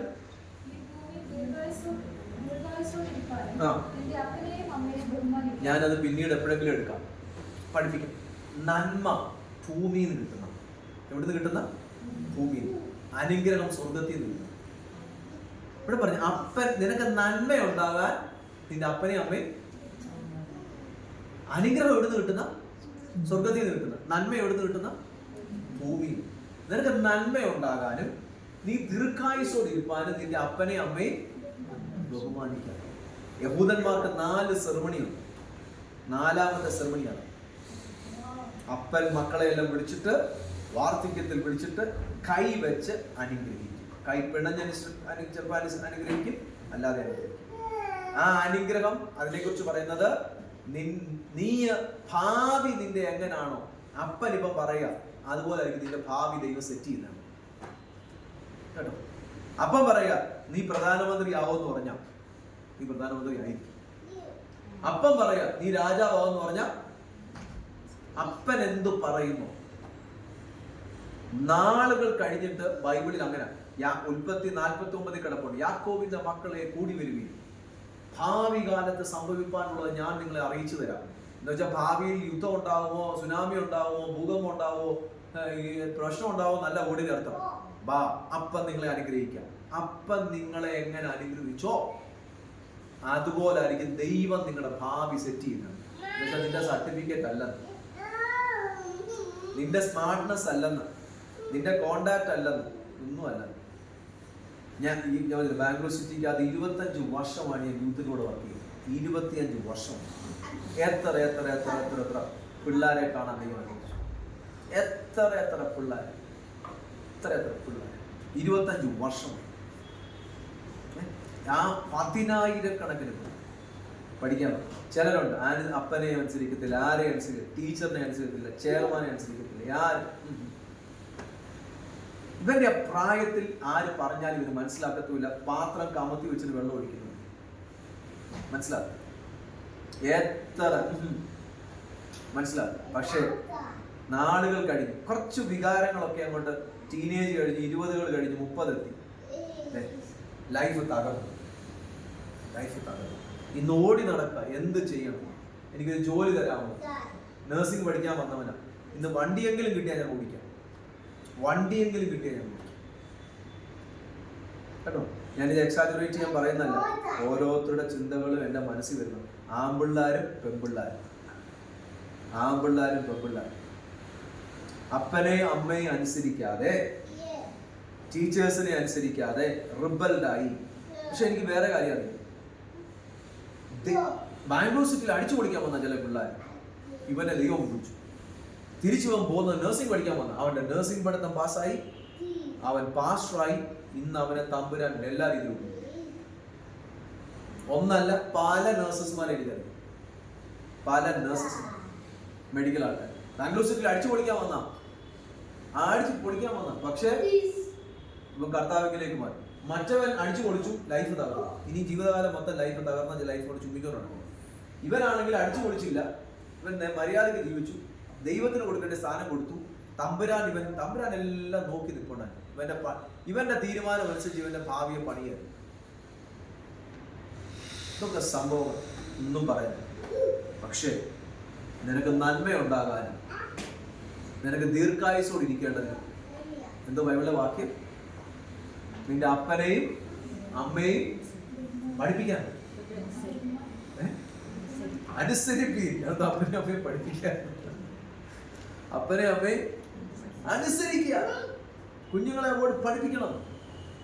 നിങ്ങളുടെ മാതാപിതാക്കളോട്, നിങ്ങൾക്ക് എല്ലാവർക്കും, നമുക്കെല്ലാം മാതാപിതാക്കളുണ്ട്. നിങ്ങളുടെ മാതാപിതാക്കളോട് നിങ്ങൾക്ക് വേറൊരു വ്യൂ കാണും. നിങ്ങളുടെ ആശയം ആയിരിക്കണമെന്നില്ല. നിങ്ങൾ ഭയങ്കര പുള്ളികളല്ലേ, അതുകൊണ്ട് നമുക്ക് വേറെ ആശയങ്ങൾ കാണും. അവർ ചെയ്യുന്നത് പഴയ രീതിയിലായിരിക്കും, അവർക്ക് അറിയത്തില്ലായിരിക്കും. അതൊക്കെ ഉണ്ടെങ്കിൽ പോലും റെസ്പെക്ട്ഫുൾ വേയിലായിരിക്കണം അവരോട് സംസാരിക്കുക. അപ്പൊ അതങ്ങനല്ല, അതിങ്ങനാണ്. അവർക്ക് സമ്മതിക്കാൻ പറ്റത്തില്ലായിരിക്കും. നീ ഇങ്ങനെ സമ്മതിച്ചു കൊടുക്കും. നിനക്ക് വേറെ വ്യൂ കാണും കേട്ടോ, വേറെ വ്യൂ കാണും. Don't use unnecessarily word. എങ്ങനെ സംസാരിക്കാനാണ് ബൈബിൾ പഠിപ്പിക്കുന്നത്? റെസ്പെക്ട്ഫുൾ വേ കേട്ടോ. അപ്പനും അമ്മയ്ക്കും അവർക്ക് വേറെ വ്യൂ കാണും. നാളെ നിങ്ങളുടെ മക്കൾ വരുമ്പോൾ നിങ്ങളോട് സംസാരിക്കണമെങ്കിൽ എന്ത് ചെയ്യണം? റെസ്പെക്ട്ഫുൾ വേ. അപ്പം നന്മ എവിടെ നിന്നുണ്ടാകുന്നത്? പറഞ്ഞേ, ഭൂമിയിൽ. അനുഗ്രഹം എവിടുന്ന് വരുന്ന? അപ്പം അപ്പന്റെ അമ്മയുടെ കാര്യം പറഞ്ഞു. ഇനി അടുത്ത ആളിനെ കുറിച്ച്, 4-ാമത്തെ ആൾ. 6-4. പിതാക്കന്മാരെ, എല്ലാ അപ്പന്മാരും കേട്ടോ. നിങ്ങളുടെ ചില അപ്പന്മാർക്ക് ഇതേ ഉള്ളൂ പണി. നിങ്ങളുടെ മക്കളെ കോപിപ്പിക്കാതെ കർത്താവിന്റെ ബാലശിക്ഷയിലും പത്യോപദേശത്തിലും പോറ്റി വളർത്തുകയും. കുഞ്ഞുങ്ങളെ പത്യോപദേശത്തിലും ബാലശിക്ഷയിലും അവരെ കോപിപ്പിക്കരുത്. അവരോട് പറഞ്ഞു. ചില അപ്പന്മാരുണ്ട്, കപ്പത്തടി ഓന്നണം വരെ മക്കളെ അടിച്ചു. എന്തിനാ അടിച്ച്? ആ കപ്പത്തടി ഒടിയാൻ വേണ്ടി അടിച്ചത്. എന്തിനാ തല്ലി? ആ ദേഷ്യം വന്നു തല്ലി. കന്നുകാലികളെ തല്ലുന്ന പോലെ ഇട്ട് മക്കളെ തല്ലി. ആ മക്കളുകളൊക്കെ തകർന്നു, ഒരിക്കലും നന്നാകും. പക്ഷേ ബൈബിള് പറഞ്ഞു മക്കളെ കോപിപ്പിക്കരുത്. മക്കൾക്ക് പറഞ്ഞു കൊടുക്കാം, മക്കളെ ശിക്ഷിക്കാം. ബൈബിൾ പറയുന്നുണ്ട്, വടിയെ സ്നേഹിക്കുന്നവൻ മക്കളെ സ്നേഹിക്കുന്നു എന്നുള്ള വേർഡ് പ്രോവേഴ്സ്. അടിക്കാം, അവർക്ക് തെറ്റ് പറഞ്ഞ് മനസ്സിലാക്കി കൊടുത്തവരെ അടിക്കാം. 2, അവരെ ആരുടെ മുന്നേ വെച്ച് അടിക്കും കേട്ടോ. ആരുടെ മുന്നേ വെച്ച് പബ്ലിക്കിൽ ഇട്ടവരെ തന്നെ. പബ്ലിക്കിൽ വീട്ടിലാന്നേ പോലും അവരെ ഒരു മുറിക്കകത്ത് കയറ്റിട്ട് അടിക്കാൻ നോക്കണം. ഒരു മുറിക്കകത്ത് കയറ്റി എന്താ പറ്റും? മക്കളെ തല്ലും. എങ്ങനെ തല്ലണം? പബ്ലിക്കലി അവരെ വെച്ചിട്ടുണ്ടായിരിക്കും. പബ്ലിക്കലി അവരെ തല്ലാതിരിക്കും കേട്ടോ. സോ പിതാക്കന്മാരെ, നിങ്ങളുടെ മക്കളെ കോപിപ്പിക്കാതെ കർത്താവിന്റെ ബാലശിക്ഷയിലും പത്യോപദേശത്തിലും പോറ്റി വളർത്തുക.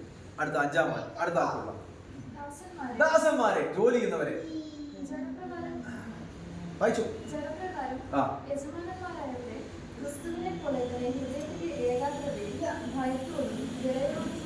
എന്റെ പൊന്നെ, ഈ വേർഡൊക്കെ പഠിപ്പിക്കണ്ടേ? പെന്തക്കോസ്തുകാരെ ജോലിക്ക് എടുക്കല്ലെന്ന് എല്ലാരും പറയും. മഹാ വഴക്കുമാർ. ഇവർക്ക് ഒരു പണി കൊടുത്താൽ അവർ പണി കൊടുത്തവരിട്ട് പണി കൊടുത്തു തിരിച്ചു. അങ്ങനെ ജനറലി പറയുന്ന വാക്ക്. പക്ഷെ ഇവിടെ പറയും ദാസന്മാരെ, ജോലി ചെയ്യുന്നവരെ. നിങ്ങൾ എങ്ങനെ ജോലി ചെയ്യണം? ഒരു വീട്ടിലൊരു ഒരാൾ തൂക്കാൻ, ഒരു ഉദാഹരണം ഞാൻ പറയാം. തൂക്കാൻ എല്ലാ ദിവസവും 15-20 മിനിറ്റോടെ എല്ലാം തൂത്ത്, മുറിയെല്ലാം തൂത്ത്, അല്ലെ 1 മണിക്കൂറോട് തൂത്തിട്ടു. ആ വീട്ടിലെ ജോലിക്കാരൻ ഈ സ്ത്രീ പോയി, ഈ ആന്റി പോയി സ്നാനപ്പെട്ടു, മാനസാന്തരപ്പെട്ടു. പിന്നീട് തൂക്കാൻ വന്നപ്പോ ഈ ആന്റി 1 മണിക്കൂർ കൊണ്ട് ചെയ്യേണ്ട ജോലി 2 മണിക്കൂർ കൊണ്ട്. ഇപ്പൊ നിനക്ക് ഇല്ല, പണ്ട് ഞാൻ തൂത്തത് എല്ലാം അടി കയറ്റിടുവായി. തൂത്ത് സെറ്റിയുടെ അടിയിലും കട്ടലിനടിയിലും എല്ലാം ഞാൻ മാനസാന്തരപ്പെട്ടു. എന്നെ ദൈവം കാണുന്നു, അതുകൊണ്ട് ഇതെല്ലാം തൂത്തിറക്കാൻ എനിക്ക് അല്പം കൊണ്ട് സമയം വേണ്ടി. അതാ മാനസാന്തരം. നമ്മളാണെങ്കിൽ എങ്ങനെ ഈ പുള്ളിയുടെ കൂടെ ജോലിയും ചെയ്യുന്നുണ്ട്, ഇവനെ എങ്ങനെ ബുദ്ധിമുട്ടിക്കാം, എനിക്ക് അവൻ്റെ എത്ര കാശ് ഇങ്ങോട്ട് കിട്ടാം എന്നാണ്. ഒരിക്കലും ദൈവമക്കൾ അത് ചെയ്യരുത്. ഒരിക്കലും ചെയ്യും. ദാസന്മാരോട് പറയുക. ഇതെല്ലാം ആത്മയുദ്ധത്തിന് ഭയങ്കര ഇമ്പോർട്ടൻ്റാണ്. ഇവിടെ ഏറിയാലല്ല. ദാസന്മാരെ ജഡപ്രകാരം യജമാനന്മാരായവരെ ക്രിസ്തുവിനെ പോലെ തന്റെ ഹൃദയത്തിൽ ഏകാഗ്രത ഭയത്തോടും വിറയലോടും കൂടെ സ്നേഹിപ്പീൻ. മനുഷ്യരെ പ്രസാദിപ്പിക്കുന്നത് പോലെ ദൃഷ്ടി കണ്ണുകൊണ്ട് കാണുമ്പോൾ ഭയങ്കര പണിയാണ്. നമ്മുടെ ശരിക്കും മലയാളത്തിൽ പറഞ്ഞാൽ ആശാരിമാരെ കഴിക്കാൻ വിളിച്ചു കഴിഞ്ഞാൽ ഒട്ടും കൂടുതൽ. അന്നേരം അണ്ടർസ്റ്റാൻഡ് ദിസ് വേർഡ്. ആശാരിമാരെ കഴിക്കാൻ വിളിക്കുമ്പോൾ എന്തോ പറ്റും? ഭയങ്കര കൊട്ടും ബഹളോ. അയ്യോ, ഞങ്ങൾ പണി ചെയ്ത് ക്ഷീണിച്ചില്ല, കഴിക്കാൻ വിളിച്ചതുകൊണ്ടാ, അല്ലാതെ ഞങ്ങൾ കുറച്ചുകൂടെ പണി ചെയ്ത് അല്ലെ. നമ്മുടെ ദൃഷ്ടി സേവയല്ല, ദൃഷ്ടി സേവ. ആൾക്കാർ യജമാനം വരുമ്പോ അയ്യോ എന്തോ പണിയുണ്ടെങ്കിൽ, അല്ലാതെ ബന്ധം എടുക്കും ചെയ്തു. നോ, നിങ്ങളെ ഏൽപ്പിച്ച വർക്ക് എക്സലന്റ് ആയിട്ട് ആര് കണ്ടാലും ഇല്ലെങ്കിലും എന്തോ ചെയ്യണം? എക്സലന്റ് ആയിട്ട് ചെയ്യണം. നിങ്ങളെ കുറിച്ച് പറയണം. എന്തോന്നറിയാമോ? ആ മകൻ ഈ കമ്പനി ജോലി ചെയ്തു. ഈ കമ്പനി ഒരു അനുഗ്രഹമാണ്. ഈ കമ്പനി ഒരു അനുഗ്രഹമാണ്. നിങ്ങളൊരു വീട്ടിൽ താമസിച്ചു. ആ വീട്, ഞാൻ പണ്ട് താമസിച്ച വീട്, ഞാൻ ഒറ്റയ്ക്ക് താമസിച്ച വീട്, എന്നോട് ആ ആൾ വന്ന് എന്നോട് ഓണർ ഹിന്ദു ആൾ, എൻ്റെ ഓണർ ഹിന്ദുവാണ്. അദ്ദേഹം വന്നിട്ട് പറഞ്ഞു, ടോയി, നിന്നെ പോലെ ആരെങ്കിലും ഉണ്ടെങ്കിൽ ഒന്ന് കണക്ട് ചെയ്തു, നിങ്ങളുടെ ചർച്ചിൽ നിന്നെ പോലെ ആരെങ്കിലും ഉണ്ടെങ്കിൽ കണക്ട് ചെയ്തു, നിന്നെ പോലെ ആരെങ്കിലും. ആ വീട് വൃത്തിക്ക് സൂക്ഷിച്ചു. അവര് പോയപ്പോൾ അവർ ആ വീട് പെയിന്റ് പോലും അടിക്കേണ്ടി വന്നു. ആ വീട് പെയിന്റ് പോലും അടിക്കും. ഇന്നത്തെ ഞങ്ങളുടെ വീട് പെയിന്റ് അടിക്കണം പിള്ളേർക്ക്. പോകുന്നതിന് മുമ്പ് എവറിത്തിങ് സെറ്റിൽ ചെയ്ത് കൊടുത്തിട്ടേ പോകുന്നു. എക്സലന്റ്, എക്സലന്റ്, ജീവിക്കാൻ നമുക്ക് എക്സലന്റ്. നമ്മൾ എന്നാ പിന്നെ അവനിട്ട് കൊടുക്കും, അങ്ങനെ ചെയ്യല്ലേ കേട്ടോ. ഞാൻ ബാക്കി പിന്നെ പറയാം, നമ്മുടെ സമയം പോകും. ഇതൊക്കെ ഇനി മനുഷ്യരെ, 7-ാം വാക്യം, മനുഷ്യരെ അല്ല കർത്താവിനെ തന്നെ പ്രീതിയോടെ സേവിച്ചുകൊണ്ട് അനുസരിപ്പീൻ. ദാസനോ സ്വതന്ത്രനോ ഓരോരുത്തരും ചെയ്യുന്ന നന്മയ്ക്ക് കർത്താവിൽ പ്രതിഫലം പ്രാപിക്കുമെന്ന് നിങ്ങൾ അറിയുന്നുണ്ടല്ലോ. അപ്പൊ ദാസന്മാരുടെ പരിപാടി കഴിഞ്ഞു. അടുത്ത ആളിനോട് കയറുക, തുടങ്ങിയോ. യജമാനന്മാരെ അവരുടെയും വായിച്ചു സിസ്റ്റർ.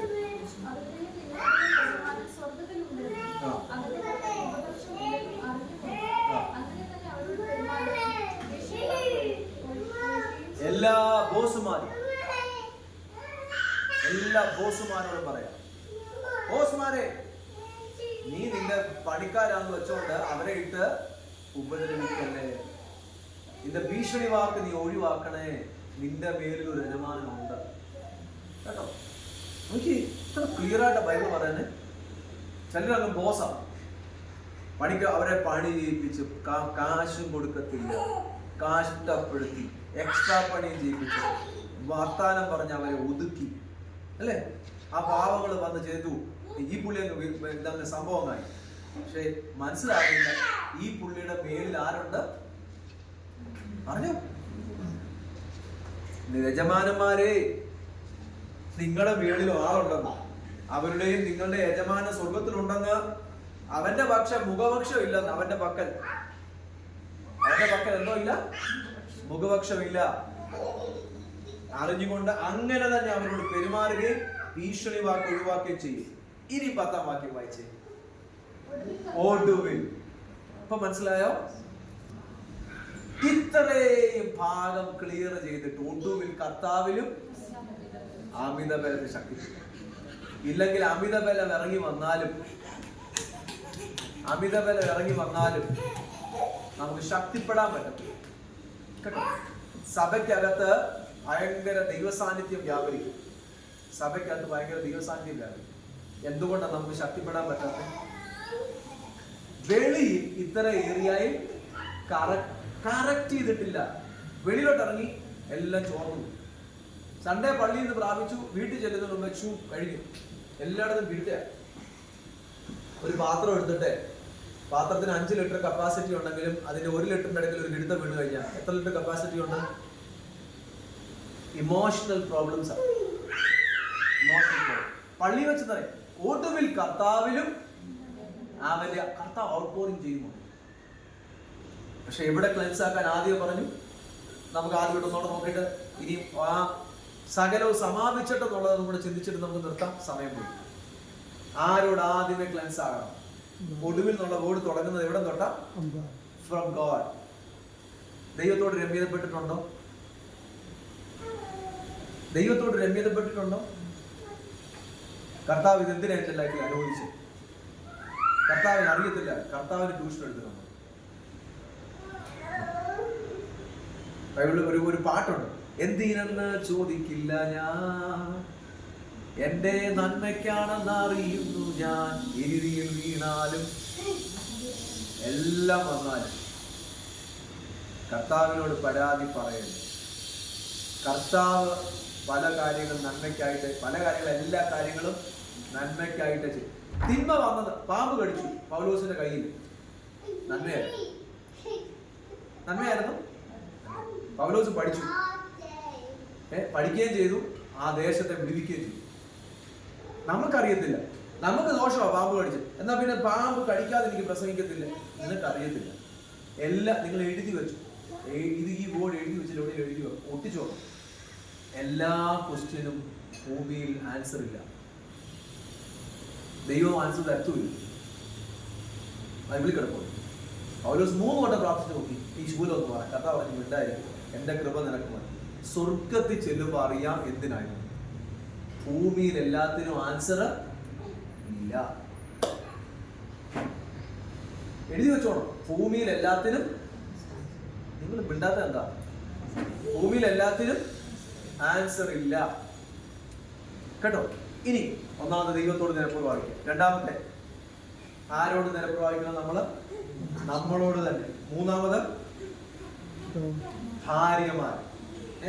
ഭാര്യമാര് കുടുംബത്തിനകത്ത് നിരപ്പ് പ്രാപിക്കണം.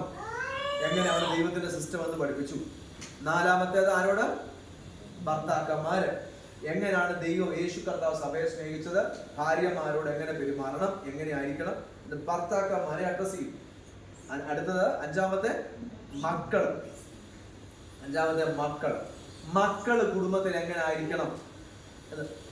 നിങ്ങൾ ഇവിടെ ഇരിക്കുന്ന, ഈ പ്രസംഗിക്കുന്ന ഞാൻ ഈ 5 കാര്യങ്ങൾ നടക്കണം. ദൈവത്തോടുള്ള ബന്ധം എനിക്ക് വേണം, പറഞ്ഞോ. എന്നോട് തന്നെ എനിക്ക് നിർഭരമാക്കണോ. എനിക്ക് കുടുംബമുണ്ടോ, ഞാനൊരു ഭർത്താവാണോ, ഞാനൊരു മകനാണോ, പറഞ്ഞോ. ഞാനൊരു അപ്പനാണോ, ഇനി യജമാനാണോ, സെയിം ടൈം ദാസനോ. നിങ്ങളുടെ ലൈഫ് ചിന്തിച്ചോ. എന്നുവെച്ചാൽ എല്ലാ ഡിമെൻഷനിലും മക്കൾ. അഞ്ചാമത്തെ മക്കൾ. ആറാമത്തെ ആരോട് പറഞ്ഞു? അപ്പനോട് പറഞ്ഞു. അപ്പനോടും അമ്മയോടും കേട്ടോ. അപ്പനോടും അമ്മയോടും പറഞ്ഞു. ഏഴാമത്തെ ആരോട് പറഞ്ഞു? ദാസന്മാരോട്. എട്ടാമത്തെ ആരോട് പറഞ്ഞു? യജമാനന്മാരോട്. ഇത്രയും കാര്യം പറഞ്ഞിട്ട് പറഞ്ഞു, ഒടുവിൽ കർത്താവിലും അവന്റെ അമിത ബലത്തിലും ശക്തിപ്പെടും. കഴിഞ്ഞ ആഴ്ച ഞാൻ എടുത്ത മെസ്സേജും ഈ ആഴ്ചത്തെ എടുത്ത മെസ്സേജും കൂടെ കമ്പയർ ചെയ്തിട്ട് കേൾക്കണം. അപ്പൊ നിങ്ങൾക്ക് ക്ലിയർ ആവും കേട്ടോ. എന്നിട്ട് തലയിൽ എന്ത് വെക്കണം? രക്ഷ എന്ന ശിരസ്. ഞാൻ കഴിഞ്ഞ ആഴ്ച അത് പറഞ്ഞു. എല്ലാ ബിലീവേഴ്സും, പ്രാർത്ഥിക്കുന്നവർ എല്ലാ ബിലീവേഴ്സിനും ഈ സർവായുധ വർഗം ഉണ്ടായിരിക്കണം. ഇനി ഞാൻ വേഗത്തിൽ പറയാൻ പോവാം. സകലവും സമാപിച്ചിട്ട് ഉറച്ചു നിൽക്കാൻ കഴിയണം. 13. നിങ്ങളുടെ ലൈഫിൽ നിങ്ങളൊരു വലിയ പ്രാർത്ഥന കഴിഞ്ഞു, 21 ദിവസം ഉപവാസം കഴിഞ്ഞു, ഞാൻ അങ്ങനെ അങ്ങ് പറയാം, ഉപവാസം കഴിഞ്ഞു, 40 ദിവസം ഉപവാസം കഴിഞ്ഞു, എല്ലാം കഴിഞ്ഞിട്ടാ ആരടുക്ക വന്നേ? യേശു കർത്താവിന്റെ അടുക്കൽ ആരടുക്ക വന്നേ? 40 ദിവസവും യേശു കർത്താവിനെ പരീക്ഷിച്ചുകൊണ്ടിരിക്കുന്നു. 40-ാം ദിവസം ആരടുത്ത് വന്നു? സകലവും സമാപിച്ചിട്ട് ഉറച്ചു നിൽക്കാൻ കഴിയേണ്ടത് ദൈവത്തിന്റെ സർവായുധ വർഗം നിങ്ങളുടെ ലൈഫിൽ. നല്ലൊരു വീട് വെച്ചു, സന്തോഷമായി നിങ്ങൾ സെറ്റിൽ ചെയ്തു. നോ, അത് കഴിയുമ്പോഴാണ് നീ അലേർട്ട് ആവേണ്ടി. ആ ഏരിയ നിനക്ക് കിട്ടി, അല്ലെങ്കിൽ ജയിച്ചു, മനസ്സിലാകുന്നുണ്ടോ? ഒരു ഭയങ്കര ശുശ്രൂഷ ചെയ്തു.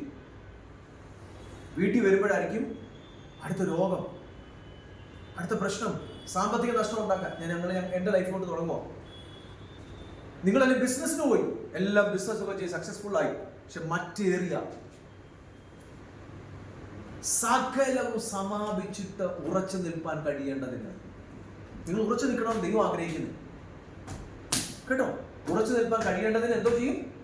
ദൈവത്തിന്റെ ചിലര് എവ്രിതിങ് അങ്ങോട്ട് ബിസിനസ് ഒക്കെ കിട്ടുമ്പോൾ എല്ലാം കഴിഞ്ഞ് സെറ്റിൽ, അവിടെ എല്ലാം സ്ട്രോങ് ആ.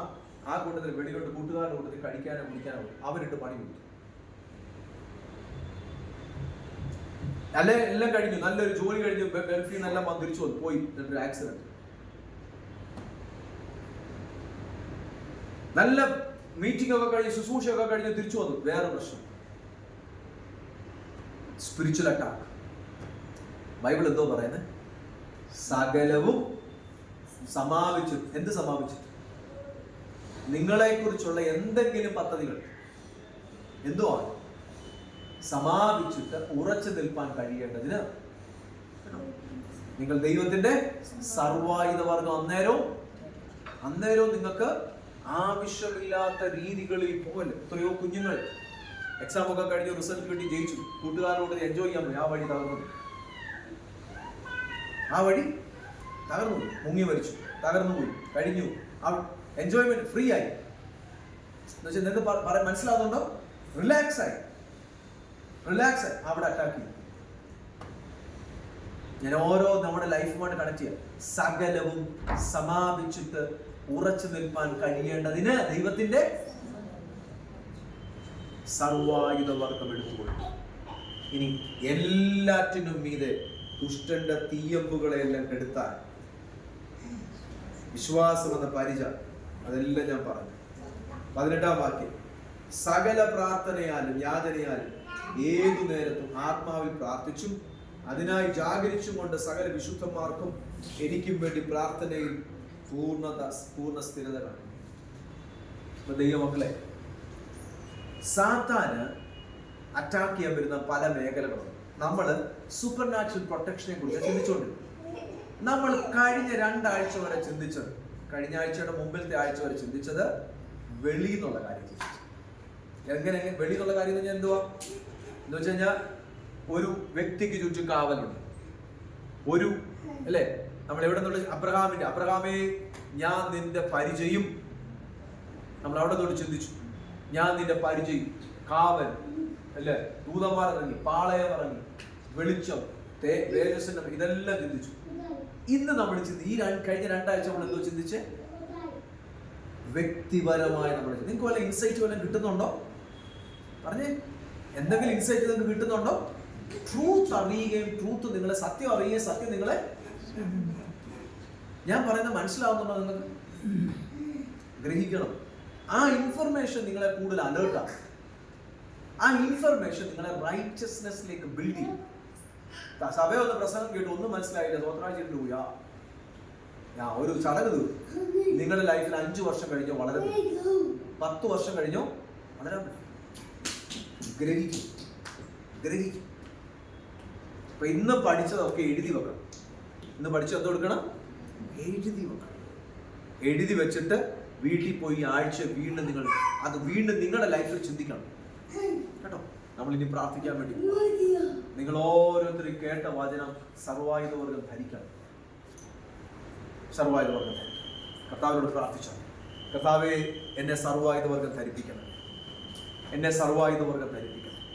നിങ്ങളെ തന്നെ ചിന്തിച്ച്, രക്ഷ എന്ന ശിരസ്ത്രം പോയിട്ടുണ്ടോ? നീതി എന്ന കവചം ഉണ്ടോ? ബെൽറ്റ്, കഴിഞ്ഞ ആഴ്ച ഉദാഹരണം പറഞ്ഞാൽ ബെൽറ്റിനെ കുറിച്ച് ഓർക്കുന്നുണ്ടോ? ഇല്ലെങ്കിൽ കേട്ട് നോക്കണം ഒന്നോടെ. ബെൽറ്റിനെ കുറിച്ച് ഉദാഹരണം പറഞ്ഞാൽ കേൾക്കുന്നുണ്ടോ? ഒരാളുടെ ബെൽറ്റ് അഴിഞ്ഞു പോയി. ഷൂസ്, സമാധാന സുവിശേഷത്തിനായിട്ട് ഒരുക്കം, കാലി ചെരുപ്പാക്കണം. ഈ ചെരുപ്പ് ഇട്ടോണ്ടേ പാമ്പിനെയും തെളിനെയും ചവിട്ടാൻ പറ്റത്തുള്ളൂ. അല്ലാത്തവർ ചവിട്ടാൻ പോയാൽ വിവരമായി. പാമ്പിനെയും തെളിനെയും നമ്മൾ ചവിട്ടാൻ പോകും. പക്ഷെ എന്തോ കാണണം, കാലയില് സമാധാന സുവിശേഷത്തിനായിട്ടുള്ള ഒരുക്കം, കാലി ചെരുപ്പ് കാണണം കേട്ടോ. കാലി ചെരുപ്പ് കാണണം. ഇനി വിശ്വാസം എന്ന പരിച, ആത്മാവിന്റെ വാൾ, വചനം എന്നാണ്. നമ്മുടെ ലൈഫിൽ സർവായുധവർഗം ധരിക്കാം. നമുക്ക് ഒരുമിച്ച് പ്രാർത്ഥിക്കാം. ഇത്ര ഏരിയകൾ നമുക്ക് അടുത്ത ആഴ്ച നമുക്ക് വീണ്ടും തുടങ്ങാം കേട്ടോ. ഇത്ര ഏരിയയിൽ individually, family, for all your positions, travels, church, ഇതെല്ലാം നമുക്ക് അടുത്ത ആഴ്ച ചിന്തിക്കാം. അടുത്ത ആഴ്ച നമുക്ക് ഈ വിഷയങ്ങളെല്ലാം ചിന്തിക്കാം. കണ്ണിലടയ്ക്കാം, ഹോളി ടെമ്പിളിലേക്ക് പോകാം.